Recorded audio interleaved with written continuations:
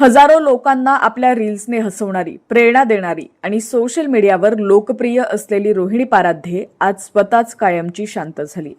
पण तिच्या मृत्यूमागचं गूढ दिवसेंदिवस अधिकच वाढताना दिसत आहे.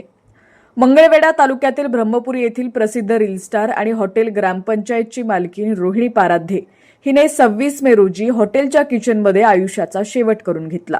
मात्र या घटनेनंतर आता सोशल मीडियावरती अनेक प्रश्न उपस्थित केले जात आहेत. रोहिणीच्या अचानक मृत्यूने तिच्या चाहत्यांना आणि परिसरातील नागरिकांना मोठा धक्का बसलाय. सोशल मीडियावरती तिच्या रील्सला लाखो व्ह्यूज मिळत होते.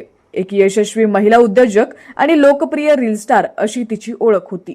मात्र या घडलेल्या घटनेनंतर सर्वाधिक चर्चा जी होतीये ती तिच्या पती निलेशची. निलेशने सोशल मीडियावर केलेली भावनिक पोस्ट. पत्नीच्या आठवणीत लिहिलेल्या त्या पोस्टवर काहींनी सहानुभूती व्यक्त केली तर अनेकांनी संतापजनक प्रतिक्रिया दिलेल्या आहेत.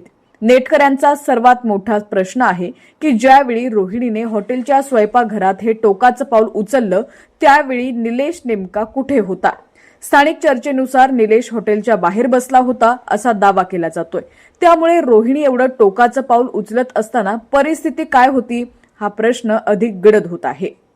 सोशल मीडियावर काही प्रतिक्रिया अत्यंत तीव्र स्वरूपाच्या पाहायला मिळत आहेत.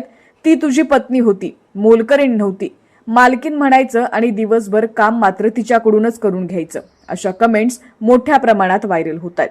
तथापि सोशल मीडियावरती व्यक्त होणाऱ्या प्रतिक्रिया आणि आरोप यांची अधिकृत पुष्टी अद्याप झालेली नाहीये. आत्महत्येमागील नेमकं कारण काय होतं याचा तपास पोलीस करतायत.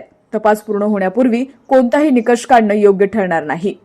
एक यशस्वी रील स्टार, उद्योजिका आणि अनेकांसाठी प्रेरणास्थान असलेल्या रोहिणी पाराध्येच्या मृत्यूमागचं सत्य काय आहे? सोशल मीडियावर उपस्थित होत असलेल्या प्रश्नांची उत्तरं मिळणार का? आणि तपासातून नेमकं काय समोर येणार याकडे आता संपूर्ण सोलापूर जिल्ह्याचं लक्ष लागलेलं आहे. रोहिणी पाराध्ये मृत्यू प्रकरण संदर्भातील प्रत्येक अपडेटसाठी पाहत रहा HPN मराठी न्यूज.